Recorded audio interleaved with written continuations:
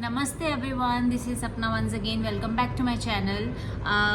आज जिस बारे में मैं बात करने जा रही हूँ वो है मेरी फर्स्ट अर्निंग। मेरी पहली अर्निंग मैंने किस तरीके से की।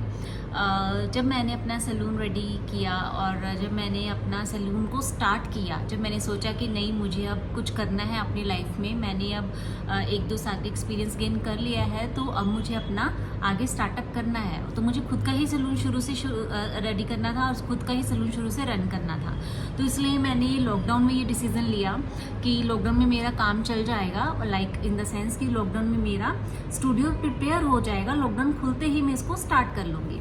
तो ये बात है दिसंबर और जन के आसपास की, जब लॉकडाउन लगा हुआ था।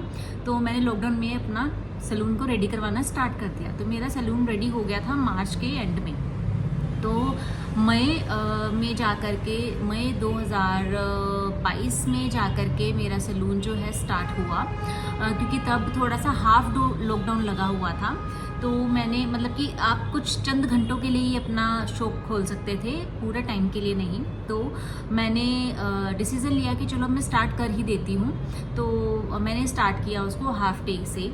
तो हाफ डे से मैंने सैलून ओपन किया। उसके बाद हाफ डे से धीरे धीरे 2-4 दिन के बाद उन्होंने टाइमिंग्स इंक्रीज़ करनी शुरू कर दी, as you all know that, right. तो ऐसे करके मेरा पूरा महीना बीता। मैं ये इसलिए बता रही हूँ कि कुछ लोग होते हैं जो बहुत जल्दी डिसहार्टेड हो जाते हैं कि काम नहीं आ रहा, काम नहीं चल रहा, क्या करें, अब कैसे काम करेंगे, सैलरी कैसे निकालेंगे। तो मैं उनको सिर्फ यही बोलना चाहती हूँ कि सिर्फ ट्रस्ट कीजिए भगवान के ऊपर, किसी के ऊपर नहीं। भगवान के ऊपर ट्रस्ट कीजिए। एक दिन ऐसा भी आएगा कि जब आप बहुत अच्छा अर्न करोगे, जब आपके पास बहुत कमाई होगी और जब आपके पास इतना होगा कि आप सैलरी देते हुए हिचकिचाओगे नहीं।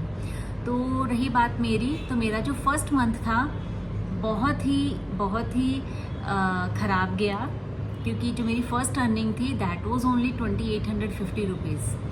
और जो मैंने स्टाफ रखा हुआ था, मुझे उनकी सैलरी भी निकालनी थी, राइट। तो हाफ डे पे मैंने स्टाफ रखा था। टू बी वेरी ऑनेस्ट, मैंने हाफ डे पे स्टाफ रखा था। तो मैंने उनकी सैलरी रखी थी 6000 के आसपास।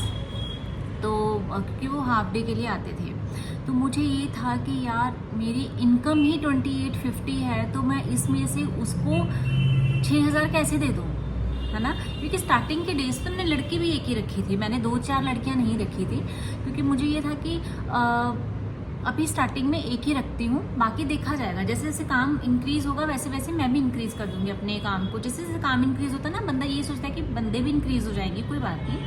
तो मैं आई वॉज टेंस्ड कि ये कैसे होगा। भगवान जी, ये मतलब मेरे पास 2850 रुपये हैं, अब मैं इसको अपनी मतलब पैसे अपने बीच में डाल करके इसको सैलरी दूँ। मैंने तो सोचा था कि मेरा अच्छा अर्निंग होगा, सब कुछ होगा, इसकी सैलरी निकल जाएगी। बट मैंने भगवान पे ट्रस्ट किया, आई ट्रस्ट ऑन हिम। मैंने बालाजी को प्रे किया, तो समहाउ मैनेज हो गए पैसे। तो मैंने उसको उसका फर्स्ट सैलरी दिया। And trust me, believe me, वो पहला ऐसा दिन था और वो पहला ऐसा मंथ था कि जब मेरी 2850 की अर्निंग थी। उसके बाद मुझे बालाजी ने इतना दिया, मैं उनका शुक्रिया अदा करती हूँ कि मैं उसके बाद इंक्रीज़ करती गई, धीरे धीरे इंक्रीज़ करती गई। नेक्स्ट मंथ आया और नेक्स्ट मंथ में आकर के मैंने थोड़ा सा और ज़्यादा अर्निंग करनी शुरू करी, सो दैट मैं उसकी सैलरी निकाल करके, मुझे ये नहीं होता था कि मेरे को क्या बच रहा है, मुझे होता था कि मैं सैलरी निकाल दूँ, बस समहाउ मेरे को सैलरी निकल जाए, बस। उसके अलावा मेरे पास कोई और वो नहीं था कि मुझे कितना बच रहा है कितना नहीं बच रहा है। क्योंकि देखो, मैं एक अच्छी फैमिली से बिलोंग करती हूँ। ऐसा तो नहीं है कि मेरी कमाई पे मेरा घर चल रहा है, मेरा घर मेरे पति ही देखते हैं कि उनको ही मैनेज करना है सारा। मेरी अर्निंग से वो कुछ नहीं करते, मेरी अर्निंग उनके ऊपर नहीं जाती। मैं अपनी अर्निंग से चाहे उनको कुछ दे दूँ या बच्चों का कुछ कर दूँ, तो it's a separate thing. But वो खुद में अपने मुंह से मेरे से कुछ नहीं मांगते हैं कि ला भाई राशन का खर्चा दे, ला भाई इसका खर्चा दे, वो कुछ नहीं करते। तो 1 महीना गया, 2 महीने गए, 3 महीने गए, तो धीरे धीरे मेरी अर्निंग अच्छी हो गई। और मैंने उनका शुक्रिया अदा किया कि बालाजी थैंक यू। मैंने सब्र किया और मैंने कोई शिकायत नहीं की उनसे। मैंने उनसे कभी ये नहीं बोला कि मुझे क्यों मैं इस काम में आ गई। मैं लड़ी नहीं उनके साथ, मैंने कुछ नहीं, मैंने सिर्फ सब्र रखा। और सब्र का फल कहते हैं ना, मीठा होता है, और सच में मीठा होता है। और जो लोग सच में अपना काम नया स्टार्ट कर रहे हैं या करने जा रहे हैं, अगर उनको ऐसा लगता है कि नए काम में ही आप फटाफट उपलब्धि ले लोगे, आप एक फर्स्ट स्टेप पे आए हो तो आप फटाफट फिफ्थ स्टेप पे पहुंच जाओगे, तो ऐसा नहीं होता। इट विल टेक टाइम, ठीक है। टाइम के अकॉर्डिंगली सब चलता है। अगर मैंने फर्स्ट मंथ में 2850 रुपये कमाए थे तो नेक्स्ट मंथ में मैंने डबल कर लिए, उसे नेक्स्ट मंथ में मैंने ट्रिपल कर लिए। तो इस तरीके से ही होता है। विश्वास बिल्ड करना पड़ता है कस्टमर का अपने ऊपर, आपको डेडिकेट होना पड़ता है अपने काम के अंदर, आपको सर्विसेज अच्छी देनी पड़ती हैं अपने काम के बीच में, सो दैट आपको पोलाइट रहना पड़ता है। क्लाइंट आते हैं, बहुत तरह के क्लाइंट आते हैं जो आपको बहुत कुछ सुना के भी जाते हैं, जो आपके ऊपर भड़ास भी निकाल जाते हैं, जो आपके रेट को कंपेयर भी करते हैं दूसरों के साथ, बट आपको वो सुनना पड़ेगा। अगर आप में सॉरी अगर आप में पेशेंस है ना, तो आपको वो चीज़ें सुननी पड़ेंगी और सुननी भी चाहिए।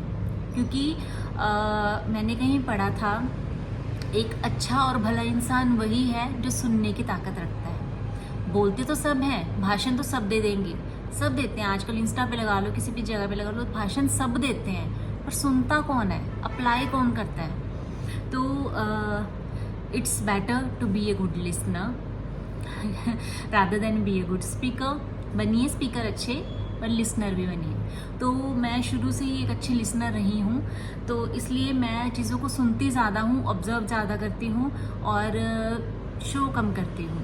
तो ये मेरी आदत है शुरू से ही। तो मैं सिर्फ इतना बोलना चाहती हूँ उन सब लोगों को जो नया काम स्टार्ट करने जा रहे हैं, प्लीज़ डिसहार्ट मत होइए। स्टार्टिंग में आपका काम मे भी थोड़ा कम हो, पर आगे जा करके जैसे जैसे आप पड़ाव पार करते जाएंगे ना, वैसे वैसे आपका काम अच्छा होता जाएगा। अपनी नीयत साफ रखिए और किसी के साथ धोखा मत कीजिए। अपने काम को ट्रांसपेरेंट रखिए। जैसे मेरे यहाँ काम सारा ट्रांसपेरेंट होता है, ये नहीं होता कि मैं दिखाती कुछ हूँ और करती कुछ हूँ। जो मैं दिखाती हूँ मैं वही करती हूँ, ठीक है।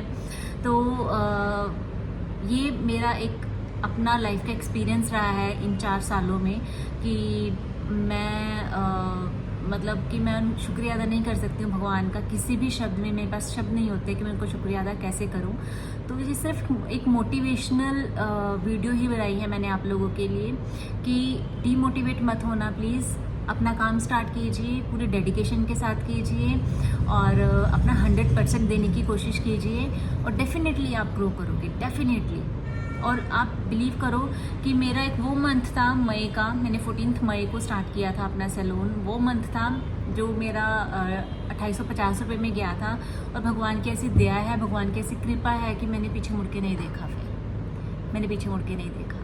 अप डाउन आते रहते हैं, अभी भी थोड़ा सा जैसे काम स्लो होता है, अप डाउन आते रहते हैं, बट उसको उस अप डाउन को भी ना पॉजिटिव वे में लेना शुरू करो। मैं पॉजिटिव वे में ही लेती हूँ। कई बार ऐसा होता है कि काम इतना ठंडा हो जाता है कि सोच में आ जाता है ना इंसान की, यार क्या हो गया सडनली कि काम ही नहीं आ रहा, काम ही नहीं आ रहा। बट मैं नहीं सोचती, ठीक है, इट्स ओके। एक दिन वो भी था कि जब मैं सुबह से लेकर शाम तक काम कर रही थी। अगर आज का दिन काम नहीं आ रहा तो इट्स ओके। भगवान कह रहे हैं रिलैक्स कर, अपनी बॉडी को रिलैक्स दे। तो थोड़ा सा पॉजिटिव हो जाइए, ठीक है।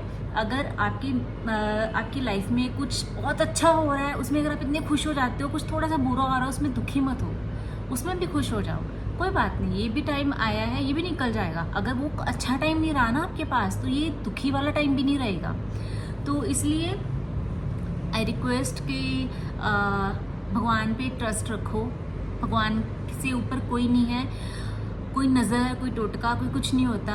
भगवान है तो सब है। अगर आपके साथ उनकी प्रेजेंस है ना, अगर आपके साथ उनका आशीर्वाद है, तो किसी की भी बुरी नज़र आपको नहीं लग सकती। किसी का भी बुरा कहा हुआ आपको नहीं लगेगा अगर वो आपके साथ है तो always trust on him, always trust on him. तो मैं यही बोलूँगी कि मेरी जर्नी तो ऐसी रही है कि स्टार्टिंग में थोड़ी सी अप्स एंड डाउन्स आए थे, बट इट्स ओके। वो मैंने संभाले, मैंने सब्र किया, सब्र का फल भी मुझे मिला। एंड आई होप आप लोग भी इस चीज़ के ऊपर गौर करेंगे और अपनी जो आपकी लाइफ जहाँ रही, जिस भी पड़ाव से जा रही है, आप उस पड़ाव को पार कीजिए, हंसते हंसते पार कीजिए। ये नहीं है कि मुंह बना के या उदास होकर के, हंसते हंसते पार कीजिए। क्योंकि जब अच्छा समय नहीं रहता है ना, तो बुरा भी नहीं रहता है। मेरी मम्मा अक्सर कहते थे कि जब दुख का समय चल रहा होता है ना, तो हमेशा याद रखना कि तुम्हारा सुख सामने खड़ा है। अगर दुख आपका इस टाइम चल रहा है ना, तो सुख आपका आपके सामने खड़ा है। तो उसको देख के खुश हो जाओ कि यार दुख तो जा रहा है, अभी तो मैंने झेल लिया जो झेलना था, पर सुख मेरे सामने खड़ा है तो मेरे को उसका वेलकम करना है, ठीक है। तो आई होप आपको ये बातें थोड़ी सी अच्छी लगी होंगी, समझ में आई होंगी। ये नहीं है कि मैं सिर्फ ये बोलने के लिए भाषण दे रही हूँ आपको, मैं इसको अप्लाई करती हूँ अपनी लाइफ में, अपनी ज़िंदगी में मैं इन चीज़ों को अप्लाई करती हूँ, तभी मैं आगे बढ़ पा रही हूँ।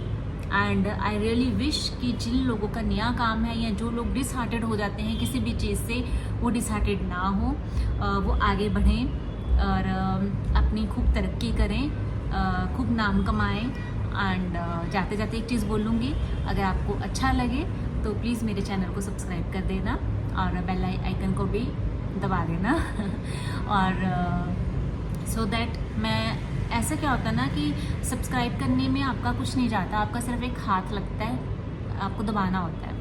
बट क्या होता है ना कि उससे हमें मोटिवेशन मिल जाती है कि शायद हम मे बी हमारी किसी एक चीज़ को आप लोगों ने पसंद किया, मे बी मेरी किसी एक वर्ड को, कि किसी भी एक चीज़ को आप लोगों को अच्छा लगा तो आपने उसको दबा दिया, तो इस वजह से हम बूस्ट हो जाते हैं और हम कुछ नया कंटेंट या कुछ नई ऐसी चीज़ें लेकर आपके सामने आते हैं कि जिससे आपको बेनिफिट मिले या जिससे आपको अच्छा लगे।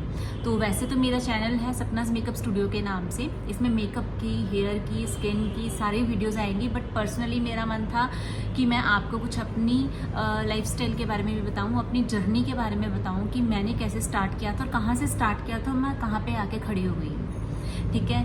तो प्लीज़ सब्सक्राइब कर दीजिए and thank you so much for watching guys, thank you.